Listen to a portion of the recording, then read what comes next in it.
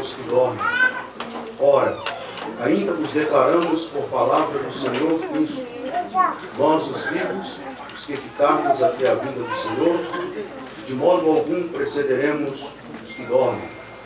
Porquanto o Senhor mesmo, dada a sua palavra de ordem, ouvida a voz do arcanjo, ressoada a trombeta de Deus, descerá dos céus, e os mortos em Cristo ressuscitarão primeiro.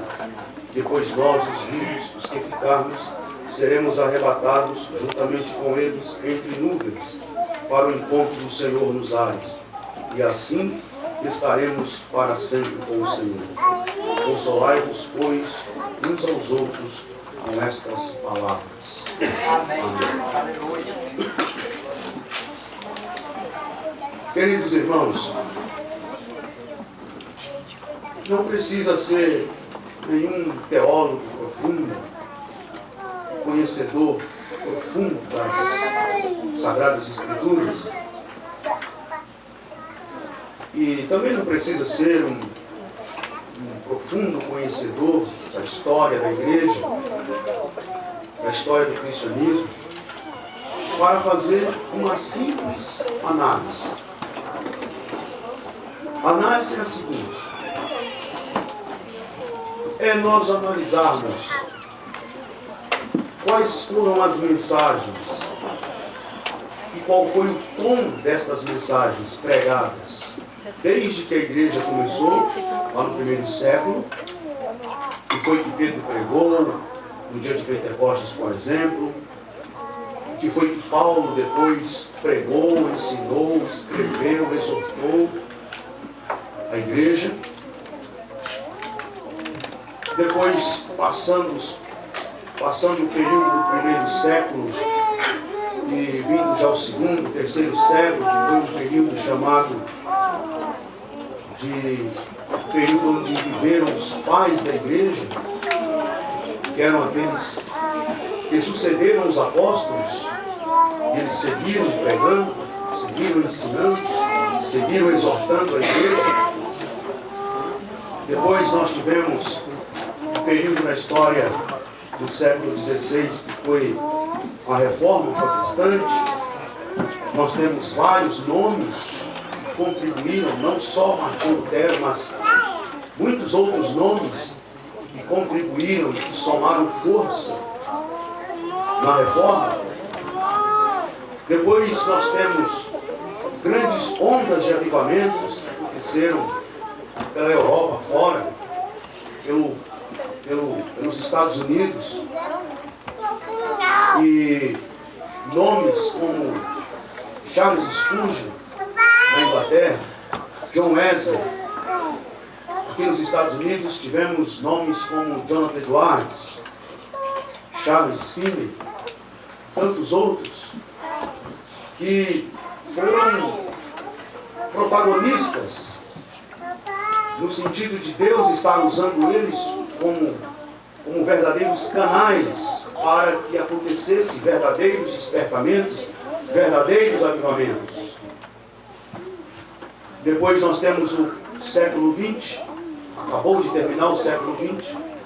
A maioria de nós que estamos aqui hoje à noite vivemos o finalzinho do século XX e começamos a engatinhar agora o século XXI.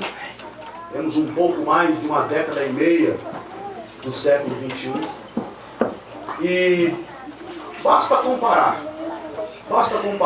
o que todos esses homens, apóstolos, todos os reformadores, os grandes nomes da reforma, basta comparar o que eles pregaram, basta comparar o que os missionários que chegaram no Brasil, fundaram as Assembleias de Deus, o Navindo e Daniel Berg, comparar o que eles pregaram lá no Brasil.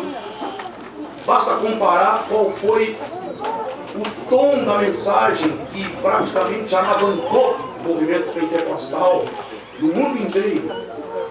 Comparar com a mensagem que nós estamos ouvindo hoje no movimento evangélico mundial. E nós vamos perceber que há um distanciamento enorme há um distanciamento descomunal da mensagem que eles pregavam para a mensagem que nós estamos ouvindo hoje. Um distanciamento absurdo da verdade que a igreja jamais poderia esquecer, que é a volta gloriosa de Jesus para arrebatar a sua igreja. Não precisa ir muito longe. Não precisa pensar no século I, como eu falei. Não precisa pensar nos homens que trabalharam como protagonistas na reforma, nos movimentos de avivamentos pelo mundo afora. Basta pensar em 30 ou 40 anos atrás. Eu sou nascido e criado num lar cristão. Comecei a pregar com 7 anos de idade. Já tenho hoje 30 anos pregando, não é de idade não. 30 anos pregando. Sou a terceira geração de pastores na minha família. Meu avô e meu pai, que já dormem no Senhor. E me criei num ambiente pentecostal, assembleano, ouvindo mensagens constantemente. Não tinha um culto específico, nem um momento específico para falar, né? Qualquer culto, qualquer reunião que os crentes se reuniam, a mensagem central, ou eu diria, a mensagem principal, faltava. Mesmo que não fosse diretamente, mas mesmo que fosse indiretamente, mas essa mensagem não faltava. Jesus está voltando para buscar a sua igreja. Ouvimos isso constantemente. Ouvimos isso culto após culto, semana após semana. Ouvimos isso diariamente. Jesus está voltando para buscar a sua igreja. Basicamente, essa mensagem foi a mensagem que alavancou o movimento pentecostal, especialmente no Brasil, século XX. Alavancou o movimento pentecostal. Eu até entendo, em partes, porque alguns missionários que foram para o Brasil e vários pastores e pregadores que se levantaram lá pregando o Evangelho e falando da volta de Jesus e focando o Evangelho na volta de Jesus para buscar a sua igreja. O que me chama a atenção, inclusive, é o fato de que eles não tinham os recursos que nós temos hoje. Nós estamos hoje num ambiente chamado pós-moderno. Estamos hoje num ambiente que está totalmente envolvido e conectado no mundo virtual. Globalização, é o que se fala hoje. Mundo virtual, mundo da internet. E eles não tinham esses recursos hoje, que nós temos hoje. Mas me chama a atenção o fato de aqueles homens, na sua simplicidade, alguns leigos inclusive, tivemos grandes e profundos teólogos, grandes e profundos estudiosos da Bíblia, grandes e profundos oradores que subiram no púlpito e verbalizaram a palavra de Deus com intrepidez. Mas tivemos muitos leigos, homens que não tinham tanta profundeza, nem tanto conhecimento, nem tanto estudo. Mas eles foram capazes de olhar ao seu redor, de ver qual era o momento que eles estavam vivendo, o ambiente que eles estavam vivendo. Eles foram capazes de olhar ao seu redor e, a partir do que estava acontecendo ao seu redor, eles começaram a pregar o Evangelho e anunciar a volta de Jesus. Por exemplo, em 1914, o mundo inteiro estava abalado com a onda da Primeira Guerra Mundial. Depois, em 1939 e 1940, outra grande guerra mundial. No final da Segunda Guerra Mundial, a Alemanha estava vivendo um grande drama, porque um ditador fascínora, Hitler, estava com o nazismo dominando a Alemanha e exterminou com mais de 6 milhões de judeus. No Brasil, em 1964, aconteceu o golpe militar que desembocou em mais de 20 anos de ditadura no nosso país brasileiro. Nos países da América Latina, revoluções e mais revoluções. Na década de 60, os Estados Unidos ardiam em protestos por todos os lados. foi momentos marcantes. Foram épocas marcantes na história e que marcou a história da humanidade para sempre. O século XX foi um século muito difícil. Foi um século de muito derramamento de sangue. Foi um século de muito genocídio. Foi um século de muitas guerras. E já foi comprovado que o século XX foi o pior século de toda a história da humanidade. Pois foi nesse contexto, foi dentro desta realidade, que nós tivemos homens brilhantes, homens que com o poder e no poder do Espírito Santo se levantaram para anunciar a volta gloriosa de Deus, para arrebatar a sua igreja. O que é que eu quero dizer com isso? É que nós estamos agora no ano de 2015, que já está terminando. Nós estamos agora no século 21. Parece que com a onda da teologia da prosperidade, essa mensagem sobre a volta gloriosa de Cristo já não se ouve mais com tanta frequência nos púlpitos das nossas igrejas. Essa mensagem já sumiu do repertório dos nossos cantores, que já gravam discos inteiros, bajulando o homem, amassageando o ego do homem, mas não fala de Jesus e muito menos da sua volta gloriosa para buscar a sua igreja. Aleluia. Essa é uma mensagem que parece que sumiu do semanário dos nossos pregadores. Onde estão os pregadores? Onde estão os líderes? Onde estão os pastores? Onde estão os evangelistas? Onde estão os missionários que se levantem outra vez para divertir o mundo? Jesus está voltando. Para divertir a igreja, Jesus está voltando. Para pregar com veemência, com intrepidez e dizer: Jesus está voltando para buscar a sua igreja. Glória a Deus, aleluia, Jesus. Uma imaginação da cabeça do apóstolo Paulo, não foi uma imaginação dele. Isso não é uma ideia da cabeça do pastor, isso não é fanatismo de um religioso, isso é palavra de Deus, isso é doutrina fundamental da mensagem cristã. E isto é a promessa do próprio Jesus Cristo, que disse: eu vou, aleluia, mas virei outra vez e vos levarei para mim mesmo, para que onde eu estiver estejais vós também. Onde estão os pregadores? Onde estão os evangelistas que se levantem nos púlpitos das igrejas, nos palanques e nas plataformas ao ar livre, para anunciar a volta de Jesus Cristo, para abrir mão desse evangelho do oba-oba, esse evangelho da autoajuda, esse evangelho do amassageamento do ego humano, esse evangelho que só visa prosperidade financeira, que só visa dinheiro, que só visa sucesso, que só visa fama e que só visa prestígio, mas está absolutamente distante da esperança gloriosa de que Jesus apareça nas nuvens dos céus para chamar a sua igreja para estar com Ele. Queridos irmãos, eu quero dizer a vocês hoje à noite: o que há de vir virá e não tardará. Nós estamos aguardando a volta do Senhor Jesus Cristo, e Ele brevemente voltará, e nós ouviremos o alarido de Deus e seremos chamados para estar com Ele. Esta esperança não pode morrer do nosso coração. Nós precisamos, ainda como os crentes de outras épocas, continuar dizendo: Maranata, Maranata, Maranata, ora vem Senhor Jesus. Ele virá arrebatar a sua igreja. E há alguns propósitos nesta volta gloriosa. Há alguns propósitos dos quais eu quero falar para vocês hoje à noite. Qual é o primeiro propósito da volta gloriosa de Cristo para arrebatar a sua igreja? O primeiro propósito é para que aconteça o ressurgimento dos mortos em Cristo. Qual é o primeiro propósito? Ressurgimento dos mortos em Cristo.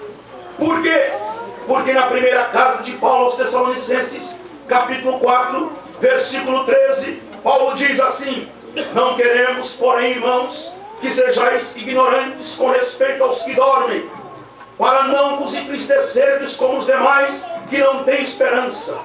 Pois se cremos que Jesus morreu e ressuscitou, assim também Deus, mediante Jesus, trará em sua companhia os que dormem.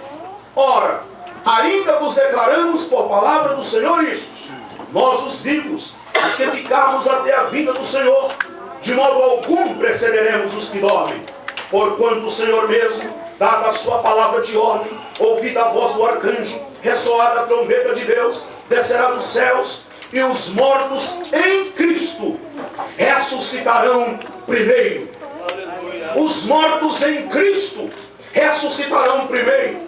Qual é o grande primeiro propósito? Ressurgimento dos mortos em Cristo. E eu quero dizer aos meus queridos irmãos que é nisto aqui que reside a nossa esperança. É aqui que mora a esperança de todo e verdadeiro cristão. Por que eu estou dizendo isso? Porque a palavra ressurreição, ou a doutrina da ressurreição, ela é particularidade do cristianismo. Ressurreição é particularidade do cristianismo. É singularidade do cristianismo. Não há em nenhuma outra religião a doutrina da ressurreição. Nenhuma outra religião no mundo pode pregar a doutrina da ressurreição. O mormonismo não pode pregar a doutrina da ressurreição. Por que não pode? Pelo simples motivo: Joseph Smith não ressuscitou. O espiritismo não pode pregar a doutrina da ressurreição. Allan Kardec não ressuscitou. O islamismo não pode pregar a doutrina da ressurreição, porque Maomé não ressuscitou. O budismo também não, porque Buda não ressuscitou. O zoroastrismo também não, porque Zoroastro não ressuscitou. Mas no cristianismo, a sepultura está vazia. Aleluia! Cristo ressuscitou. Quando aquelas mulheres foram até o túmulo de Jesus, que era domingo de madrugada, primeiro dia da semana, estava escuro, o dia não tinha clareado ainda, e elas chegaram na porta do túmulo, e para surpresa delas, a pedra estava fora do lugar. O anjo do Senhor olhou para elas e disse-lhes: por que buscais dentre os mortos aquele que não está mais aqui? Porque vive para todo sempre. Cristo ressuscitou. E é aqui que está a esperança do cristão. Porque a resposta de Deus para o mal no mundo não é a cruz, não é a morte de Jesus em si. Não é esta a resposta de Deus. Porque alguém diz assim: se Deus existe, por que há tanta maldade no mundo? Se Deus existe, por que tantos ditadores cruéis e fascínoras mataram, inclusive em nome de Deus? Por que tantas chacinas? Por que tantos genocídios? Se Deus existe, por que tanta crueldade? Deixa eu lhes dizer: a resposta de Deus para o mal no mundo não é a morte de Jesus na cruz em si, porque a morte de Jesus na cruz é a denúncia da minha maldade. O que é a cruz? A cruz é a denúncia da maldade humana. Na cruz revela-se o ápice da maldade do homem. Na cruz está estampado, está revelado o auge da maldade do homem. Até que ponto vai a maldade do homem? Ele vai até o ponto de matar, inclusive, o próprio Filho de Deus. Aleluia. Qual foi o coração dos homens? Foram tão maus que foram capazes de levar o Filho de Deus à cruz do Calvário. Mas no terceiro dia, no domingo pela manhã, qual foi a resposta de Deus? A resposta de Deus foi ressuscitar Jesus de Nazaré. E ele ressuscitou. E está escrito em Atos dos Apóstolos, capítulo número 10, versículo número 38, que Deus ungiu a Jesus de Nazaré, e ele andou fazendo bem e curando a todos os oprimidos do diabo, porque Deus era com ele. Então Deus, o Pai, ressuscitou Jesus de Nazaré. E esta ressurreição de Jesus é a resposta de Deus para a maldade do mundo. Ou seja, se o homem se comporta tão maldosamente que mata o inocente, Deus responde não com vingança, Deus responde não com morte, Deus responde com vida. Deus responde com ressurreição. Cristo ressuscitou. E porque Ele vive, eu posso crer no amanhã. A ressurreição de Jesus está à Deus santo, aleluia. Jesus ressuscitou Glória a dentre os Deus, mortos. aleluia. E somente Jesus ressuscitou dentre os mortos. Aleluia. E porque Jesus ressuscitou dentre os mortos, Paulo nos diz na primeira carta aos Tessalonicenses, capítulo 4, versículos 13 a 16, que nós podemos ter esta esperança. Esperança de que porque Ele vive, nós também seremos chamados para a vida eterna, para vivermos juntamente com Ele plenamente. Assim como Ele ressuscitou, os mortos em Cristo podem ter a esperança de que num desses dias eles ouvirão também o alarido de Deus, eles ouvirão o toque da trombeta, sairão da sepultura em um corpo glorificado e ressuscitados subirão ao encontro do Senhor Jesus Cristo nos ares. Na igreja de Corinto estava acontecendo um problema entre os irmãos de Corinto, que alguns não estavam acreditando na doutrina da ressurreição. Aliás, já tinha pessoas ensinando na igreja de Corinto que os mortos não ressuscitam. Isso é conversa, isso é papo de Paulo, isso é conversa que Paulo inventou. Os mortos não ressuscitam. Os mortos não ressuscitam. Isso é Paulo que inventou essa conversa. Eles não ressuscitam. Paulo recebe informações. Paulo toma conhecimento de que estava acontecendo esse problema lá na igreja de Corinto. Que a igreja de Corinto estava vivendo essa ameaça de perder a esperança da ressurreição, porque o ensino estava sendo introduzido lá, que os mortos não ressuscitam. Paulo escreve a primeira carta aos Coríntios, e ele pega o capítulo 15, e ele escreve o capítulo 15 inteiro, só falando de ressurreição. Capítulo 15 inteiro. E ele pega exatamente a ressurreição de Cristo Jesus. Ele usa a ressurreição de Cristo para dar a garantia de que nós também ressuscitaremos, assim como Cristo ressuscitou. Qual é a certeza? Qual é a garantia que eu posso ter? Qual é a garantia que nós podemos ter? A garantia é a ressurreição de Cristo Jesus. A ressurreição de Cristo é o penhor, é a garantia de que eu também posso crer que se eu morrer hoje, se o meu corpo descer a sepultura hoje, não tem problema. Eu ouvirei o grande chamado naquele dia. Serei chamado pelo meu próprio nome e ressuscitarei para estar com Ele. Paulo escreveu a primeira carta aos Coríntios e ele começa a exortar aquelas pessoas que estavam ensinando esse tipo de ensinamento.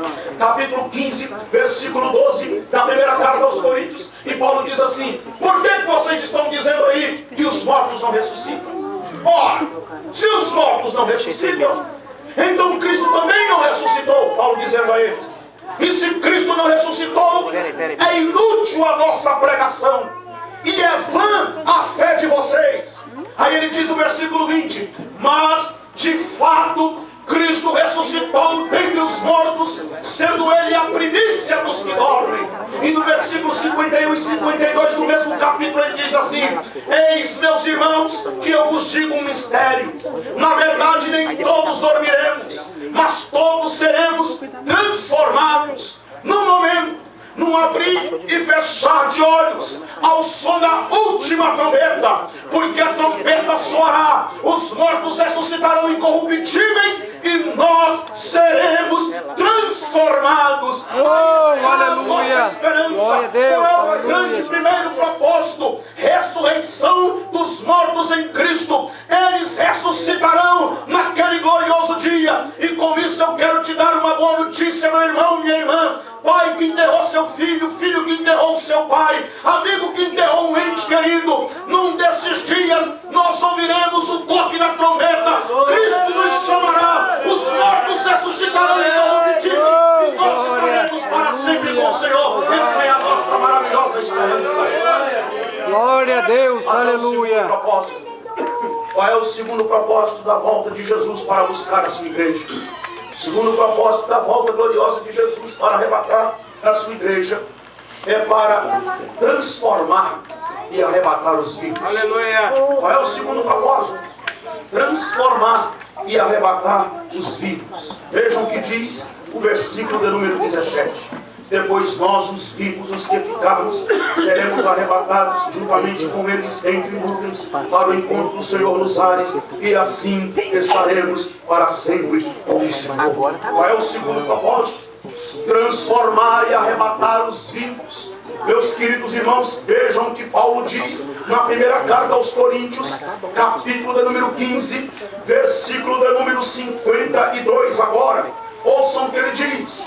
Vamos ler o 51 também. Eis que vos digo um mistério: nem todos dormiremos, mas transformados seremos todos, no momento, num abrir e fechar de olhos, ao ressoar da última trombeta. A trombeta soará, os mortos ressuscitarão incorruptíveis, e nós seremos transformados. Agora veja o 53. Porque é necessário que este corpo corruptível se revista da incorruptibilidade, e que o corpo mortal se revista da imortalidade.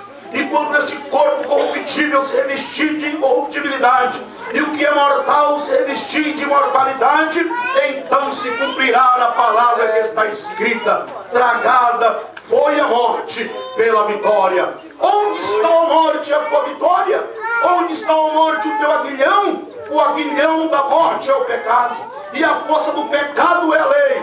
Graças a Deus que nos dará vitória por intermédio de nosso Senhor Jesus Cristo. Portanto, meus amados irmãos, sede firmes e inabaláveis e sempre abundantes na obra do Senhor, sabendo que no Senhor o vosso trabalho não é vão.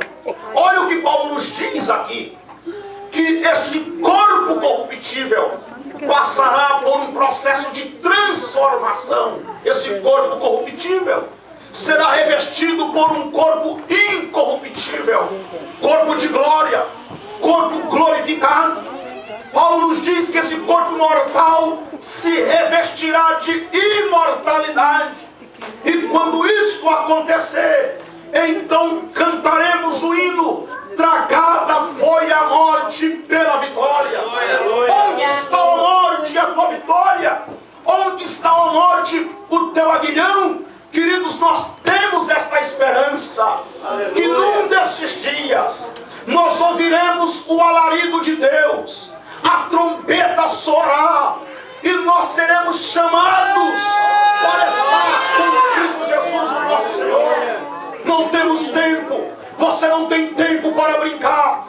Você não tem tempo para disfarçar. Eu fico encabulado como a igreja evangélica ordiana, como a igreja evangélica desta geração pós-moderna vive tão displicente, consegue comportar-se como um mero religioso, que vai à igreja por um desencargo de consciência, que até canta os hinos da igreja, que até lê a Bíblia lá quando o pastor manda a igreja, convoca a igreja para se colocar de pé, para ler um texto das Escrituras, até ouve a pregação, mas vive uma vida completamente indiferente, completamente distante, completamente aquém da realidade que é a volta de Jesus para buscar a sua igreja.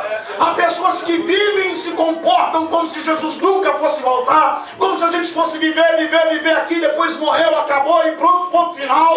Mas não é assim, meus queridos irmãos. Todos vocês sabem, todos nós sabemos, há uma alma que será chamada diante de Deus um dia.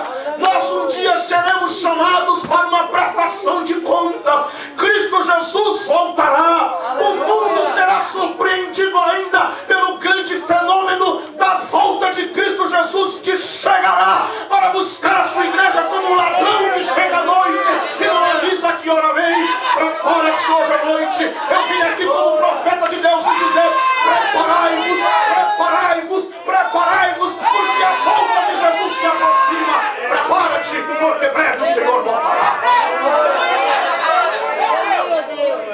Esse é o segundo propósito. Nós seremos transformados, receberemos um corpo glorificado para subir ao encontro do Senhor Jesus Cristo nos ares. Paulo diz: e assim estaremos para sempre com o Senhor. Mas há um terceiro propósito. Qual é o terceiro propósito? O terceiro propósito da volta gloriosa de Cristo é para galardoar os servos fiéis. Galardoar os servos fiéis.